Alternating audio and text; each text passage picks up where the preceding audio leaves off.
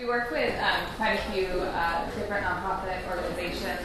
Just to give you a little bit of background about Becker Communications, we were founded in 1986. We are a full-service public relations agency offering that full spectrum and full scope of services. So it's everything from your traditional public relations and media relations, and I think that's what a lot of people think about when they hear PR. They think it's strictly publicity, and of course we do that. But it's more than that as well. It's government relations, community relations, we do special events, and then our office also has a team of people dedicated to everything online, so doing all the online marketing and communications from website development to social media, and then we also offer advertising and marketing. So just to kind of give you that full spectrum, because there's no way I'm going to talk for an hour or 15 minutes, so when I'm done chatting a little bit with you guys, I'm much more comfortable just doing Q&A and answering any questions that you may have. Coming in today, I thought there's two different tracks that we could take. One could be a very basic media relations 101, where we talk about the different basic tools, or I could start by talking about what I think are the 5 best practices for nonprofit marketing and public relations. Second one, I was talking to somebody else out there and he said, that's my vote. So I said, okay. That said, I do have samples of media relations things for you if you'd like it. So what I find in working with nonprofit organizations is that oftentimes you're facing the same communications challenges that for-profit companies are facing as well. But you also have some unique challenges to you that I'm sure all of you are very familiar with. One is that you typically don't have the budgets that for-profit companies have in being able to invest in their marketing and public relations activities.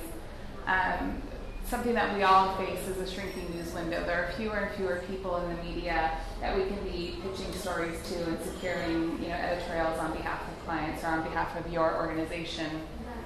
And then a lot of times you might have like-minded nonprofit organizations competing for that share of voice. So how is it that you can make sure that your voice is heard? I see Kokua back there. How can you make sure your voice is being heard over Manoa Valley or whomever it is that you might feel are your direct competitors?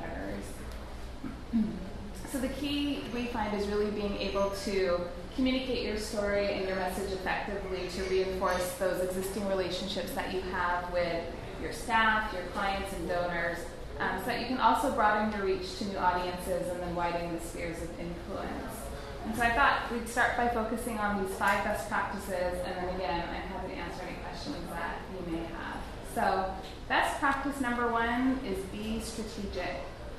All too often, especially in the nonprofit world, I see, given staffing and budget constraints, a lot of times nonprofits are just doing this very piecemeal, oh my gosh, something's happening next week, let me just send out a press release, right? Oh goodness, let me send out an e-blast. But it's not integrated enough. You're really just looking at what are my immediate goals versus being able to really look farther out. And doing the piecemeal work, it works, of course. You can still get the little hits in the paper about what it is that you're trying to communicate. But implementing a much more integrated communication strategy is going to be more effective in meeting your long-term goals and objectives. It's also going to start to be able to create that distinctive point of differentiation for your organization so that you can be communicating what makes you unique over those like-minded organizations. And then being strategic also allows for frequency and consistency of messaging. If you're just sending out a press release about a new program that your nonprofit has launched, sure, that's a one-off hit that you can be doing, but then if you integrate it with your social media channels, you integrate it with perhaps an email blast, or perhaps your organization does a newsletter, making sure that you're having multiple touch points for that message, again, is going to allow for that frequency and consistency and to be able to raise the awareness that much more quickly. Best practice number 2, differentiate your organization with a compelling message-driven story. So what does that mean? Every organization must define its unique story and value to the communities it serves. Subway, Eat Fresh. Apple, Think Differently. The American Heart Association, Learn and Live. So they've been able to develop what their story is and then to communicate it in a very concise way so that people understand what their relevant messaging is. And whatever your story is, you just need to make sure that it's built on sharply defined messages and that it clearly positions and differentiates your organization. One thing that we will do oftentimes with our, not just our nonprofit clients, but all of our clients is sit through a branding session. We'll invite current staff, maybe volunteers, board members, sit in a room for a couple of hours and really just try to figure out what that story is going to be. And it's really important that the story match who you are, not who you necessarily want to be, but you don't want to say that you're one thing if it's not backed up by what you're truly doing. So things that I would recommend that you can sit in a room and do a brainstorm on are, what's your brand's personality, or what's your organization's personality? What does that mean? What are your values? What does your organization believe in? Just write a bunch of words on a whiteboard. What's the personality? So what words would you use to describe the organization? Sometimes the easiest way to do that is to say, okay, goodwill. If you were a person, would you be male or female? What kind of car would you drive? And it just starts to help to hone in on what that personality might be. And the other interesting thing is that I've been in situations where I'm doing a branding session and one person might say, we're a Prius, and then somebody else says, we're a Jaguar. That is such a difference that there's obviously a challenge in people and how they're perceiving the organization. So trying to make sure that we're coming to, again, an agreement on who we are. We'll also look at who are our competitors, and so we'll write those names up on the board and then ask yourselves, what do the competitors have that we don't have? Make that list, deeper pockets, more people, a more clearly defined mission. And then what is it that you have that they don't have? So by looking at that, again, you can start to hone in on what is that unique point of differentiation going to be. Okay? And then you can just take it even farther along if you want. Who are the different audiences that we're communicating with? How do they like to receive information? All of that will work well in helping you to develop what your brand is going to be and what those key messages are going to be. In crafting your messages, remember that facts alone are not the same as messages. You really want to define the why first, the why it is and what it is that your organization does, and then you can provide all the proof points underneath it, the who, what, when, where, and how. And then once you have the core message platform, you can then tailor messages for the specific targeted audiences that you want to be communicating with to ensure that the messages are going to be consistently incorporated through all of those communications vehicles, from, again, website copy, interviews that perhaps you might be doing, speeches, and beyond. Something that you might also want to do as part of this, once you've developed your core messages, is think about what that elevator speech is going to be. And I'll hear that a lot too, working with nonprofits or when I'm sitting on a board as well. Board members will say, what's my elevator speech? I need to know if somebody were to approach me, what am I supposed to be saying? And it's so important that they all say the same thing. And if you're not providing them with that, you can have 20 different people. Well, yes, they understand maybe what your mission is, but they're all saying it differently, and maybe they're not communicating exactly what you want them to. I went sat in on an interview for somebody was looking for a job, and it was for a nonprofit organization, and the executive director said to them, if you were in an elevator and it got stuck and Oprah Winfrey was in there with you, what would you tell them about our organization? What would you tell her? And it was just really interesting, and to put it into that perspective, it really helped that person even try to hone in on what that message would be. Think about Oprah. Okay, best practice number 3, identify and train spokespeople. So again, to actively and consistently engage with media, your major donors and influencers, you're going to want to identify spokespeople who not only have a thorough understanding of your organization, but those that also would be comfortable talking about the variety of topics that are relevant to what it is that you do. If you have budget, conduct a professional media and presentation training workshop for those speakers. If you don't, there are a lot of agencies or PR professionals in town that will be willing to do that pro bono to help you.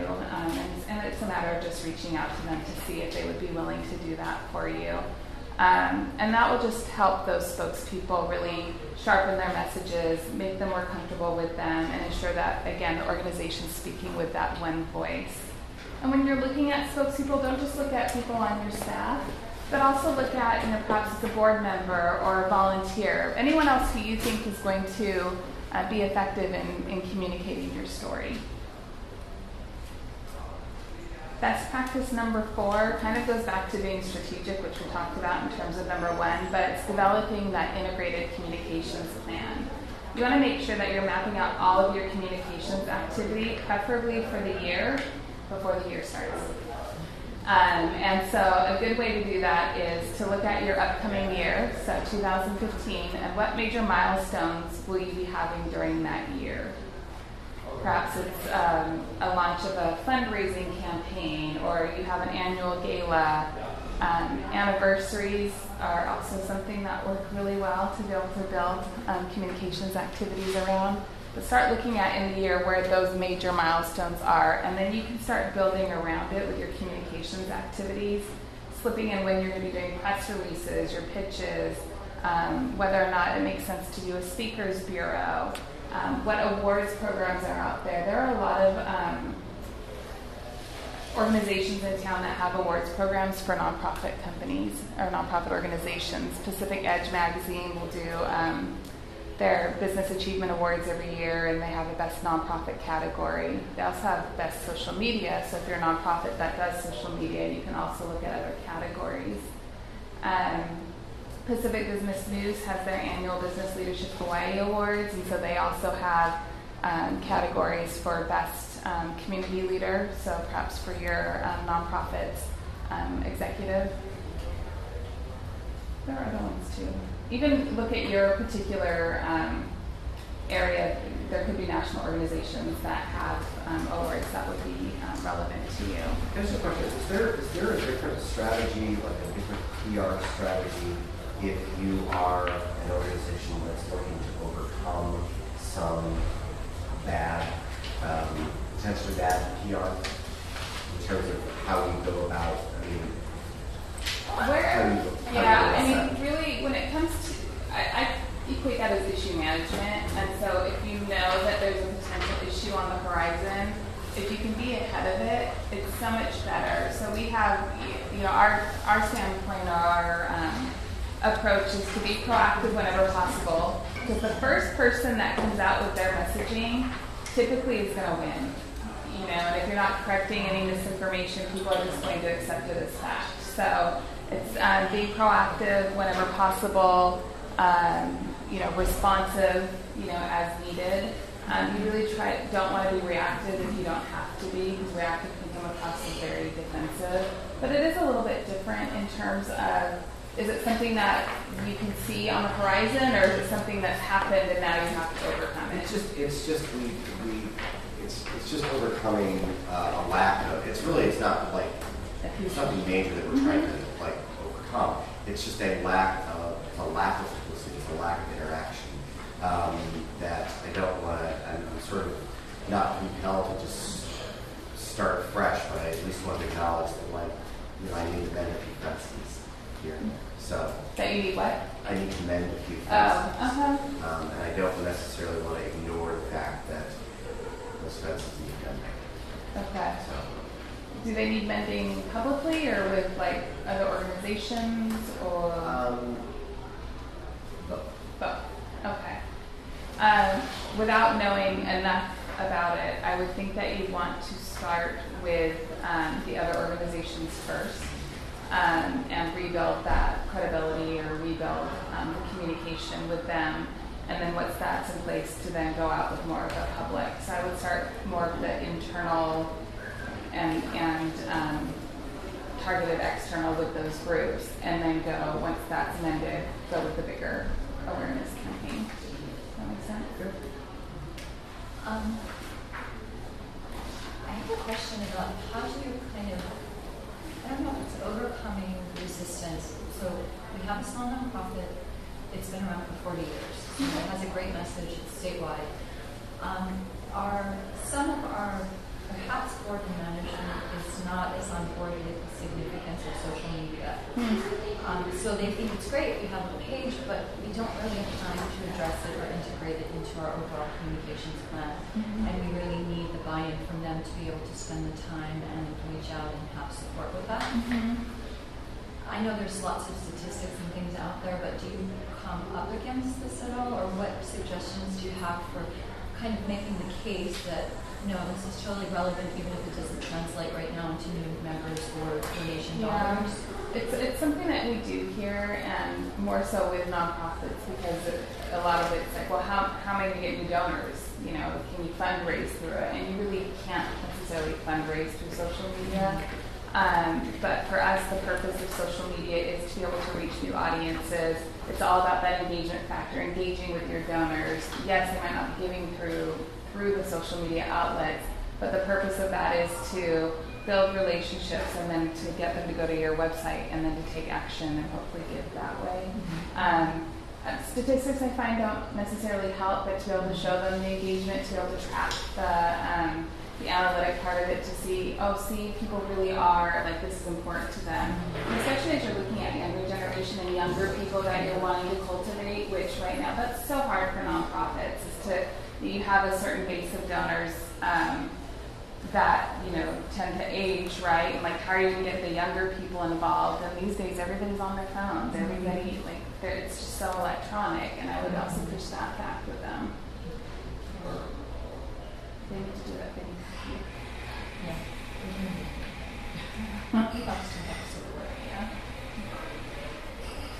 More on the time it is for a press release, like what's the time frame that happens?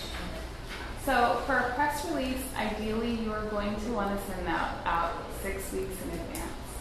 Okay. Ideally. Okay. Everyone here's like, what? I can't think 6 weeks ahead. And that's because then you have, and actually even then, 8 weeks is probably better if you're wanting to get into some of the longer lead, publications. But that gives you time to send out the press release and then to maybe pitch some stories around it if it's an event and you want, to get on the morning news or get on the radio. 4 weeks out is when I would start pitching. Calendar releases, do you know the difference between a calendar release and a press release? So a calendar release is something that you'd even set up earlier, 3 to 6 months in advance, and it's the who, what, where, when, why. Typically they're more event-driven or program-driven, volunteer training, or again, a fundraiser, or a program that you're offering that has a specific date. So that's the who, what, where, when, why, and with the information that people can, contact, the contact information. And then that's sent to all of the calendars. So Honolulu Magazine's calendar, High Luxury, Modern Luxury, Midweek. So that's because maybe you don't have all the information yet. It's okay. It's just that brief information. And then once you have everything to follow it with the press release, ideally 6 weeks. If you're sending a press release out the week of an event, it's not, I really wouldn't do it. It's not going to get you anything. Don't waste effort. Maybe misunderstanding, but like after you have an event, is that when you send out information? I know you're saying like with the press release you do it beforehand, but like in terms of the details, like the number of people that attended, like what happened and all that kind of stuff. Yeah, you can send that out afterwards, and you can send that out anywhere from a week to a month, depending on if it's the results of a fundraiser. It takes time to reconcile that information, right? So that's fine. If you can, send it with photos. So do it as a post-photo release because photos get better placement for you. And look at, Midweek. Midweek has their hot shot section, and they love photos. So if you just send it to them, they'll typically run it. I don't want to interrupt the question, but so building relationships with people in the media. So you send your press release, you establish rapport, they print your article, they send a reporter, they do something normal. Just normal etiquette. I would feel like I want to just say thank you or do something. Is there more that you should be doing to kind of continue building that relationship so that you have a louder voice, I guess, when you approach them in the future? Something that's nice to do, but make sure, I'll give this advice, but I want to make sure that it comes across. It needs to be very genuine. but perhaps it's a reporter and you've been working with them, so then you're following their stories, and then they do a story that's on something that has nothing to do with your organization, but to send a note to them to say, hey, I really enjoyed that article, some comment about it, helps to build a relationship. You don't want to do it too much, and again, it needs to be, genuine in its, approach, because they can suss out that disingenuousness. Yeah. So, yeah.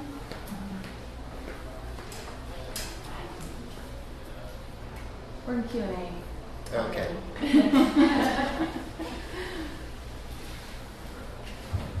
You mentioned the Facebook analytics, and we have those, and I've had a board member ask me to look at them, and he's like, oh, these look good.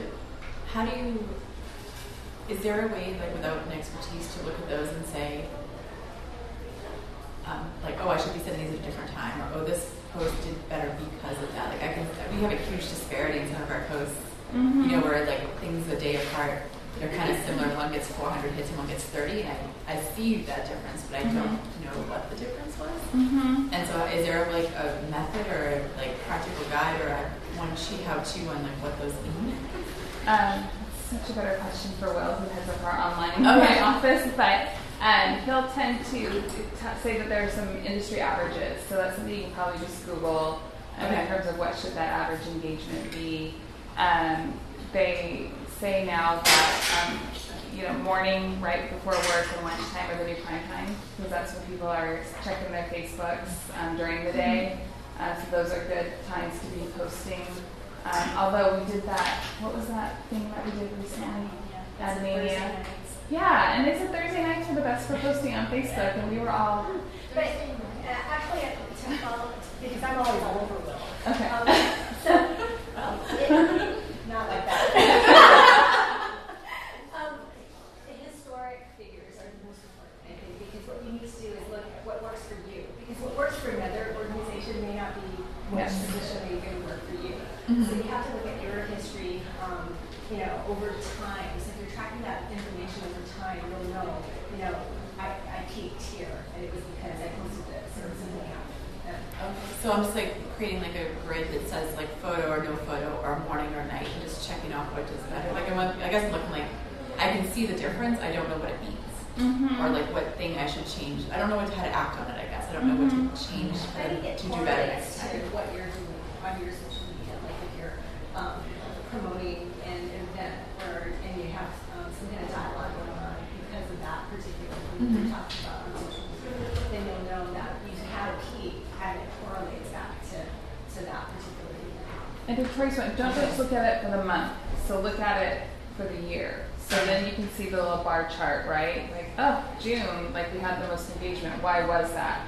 Go back, quickly look from the standpoint, was there anything that we did special in June? No? Okay, now, and then a lot of it's just, it's really just looking at it, and some of it's guesstimating. Okay, well, it seems like it's photos. I don't know, Mike, you might have a better idea from somebody's perspective. For us, it sort of worked, I think we sort of have the same thing. It before work, sometime right around 4 o'clock, I think, before people leave work, and then we see another uptick around 8 o'clock. But it's, I think the holistic view, looking at the long time. We actually have a whole other workshop. Oh yeah, after this. Okay. Yeah. Sorry, I forgot. Okay, well, thank you. There's Legal Aid Society of Hawaii. There's another organization called Hawaii Afro-Sensing. Yes. I don't know if there was a connection between your story and between their work, but it would have been a great outlet to be able to share. I think that's maybe we need to look towards some of the nonprofits to help spread that type of story. Because they would have definitely had to share that story. I think also maybe sharing other people's stories as well instead of just that one family, because that's just that one. Well, it's going to be part of a series, so we'll start to do that as it gets along. I think it seemed like people were commenting that they had similar situations. Oh, you were great story. Yeah, thanks. And I think Live Public Radio too, actually. Like the conversation. Have you guys done that? Yeah, that's tough for us because we have a daily segment there. Chad Blair's on there. And so he might talk about it, but you don't get you don't get the breadth of the story through Chad talking about it. Are you with Civil Beat? Yeah. Oh, okay. Yeah, this is what Thanks. But maybe the conversation is with the family as opposed to somebody, That's right? that's what I'm thinking, and it's they have ways that they like to work, and so it's difficult to get people out of that. Okay. Yeah. Maybe that's a good story. I mean, how can we piggyback with other organizations like stories or something like that? Like, if our work is related, like how can we kind of partner? I mean, like, is there a way to kind of put the message together? Like, for instance, with that story, there was another organization that their work is very similar. Like, is there a way to just carry on in that story or something? I mean, there could be if you were, I don't know what your organization does and how it complements like Hawaii Appleseed, but to be able to, if you wanted to make it a bigger story, you could then partner with them and then follow up with Civil Beat, or even reach out yourselves to one of the other media outlets saying, we recently saw this story, saw that it resonated with Hawaii. Here's what we're doing on an everyday basis to help people overcome, the cost of living issues in Hawaii. And so we'd love to arrange for, our executive director to come on the morning show and talk about the great work that we're doing. Or, We also have contributor articles too. We have a section called Community Voices, and you're always welcome. You're always welcome to contribute to I know it. there's a new section for nonprofits or something. Not yet.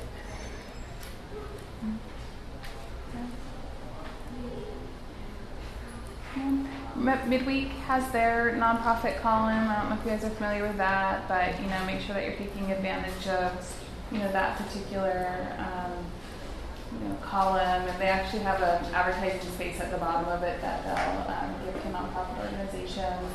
Again, Hawaii Public Radio, they like nonprofit stories. The conversation is on in the mornings with Becca and Kozlovich or Chris Vandercook. They're looking for interesting stories that are first person, 7 to 9 minutes. You have Town Square with Becca and Kozlovich in the afternoon. That's a little bit more heavy hitting on the issues. Let's see. Community Matters, Rick Kamada. I don't know if you guys have done that, but it's a 1 hour radio show that airs on all 7 Clear Channel radio stations on Sunday, and you go in typically 2 to 3 people. You get to talk about your particular service area, and it's an interview format. Let's see what else is good for nonprofits. Excuse me? Hawaii News Now, and they have their community care segment that you can be pitching for inclusion on. Erica Engel has a soft spot for nonprofits, The Buzz. So if you can get to her with an interesting story, she also likes social media. So if you can combine the two, then you got even a better chance. I'm sorry, who's Erica with? Erica's with the Star Advertiser. She has a column called The Buzz. The Sunday paper also has this Ask Akamai section in the Sunday paper, and it's more of a Q&A format. And a lot of times you look at it and you might think, oh, it's for financial planners or insurance agents, but it can be for a broad spectrum. And what's the best way to approach each of these platforms? I know that we're talking overall about doing press releases and all of that, but if you have this great story and you want to connect, direct to them. So for Town Square or Conversation, just go direct to Beth Ann. Hawaii News Now. I can't recall the woman who's doing it, Jennifer Robinson, right? Jennifer Robinson. And the Star Advertiser, the Island Voices, or sometimes they have those editorials just on, say, the executive director or something, and it's really big letters, the name, and then they do it. It's an interview format. That one or the Island Voices, do you think that is something good to pitch for nonprofits? Island Voices, that tends to be more editorial, right? So is it going in and sitting down with the editorial board? And I do think that's valuable for organizations if you have something a new initiative that you're pursuing. Right now it's going to be difficult just because it's an election year. But to be able to set up an editorial board where you're going in and just kind of pitching the organization and what you're working on, so that hopefully they'll be supportive of those efforts in their editorials. One thing to consider is to try and do some research before you approach the person to see if they've done any stories like that in the past, or if they have an interest in that particular topic, and then reference that in your note, because it shows you know that they have an interest. What they use.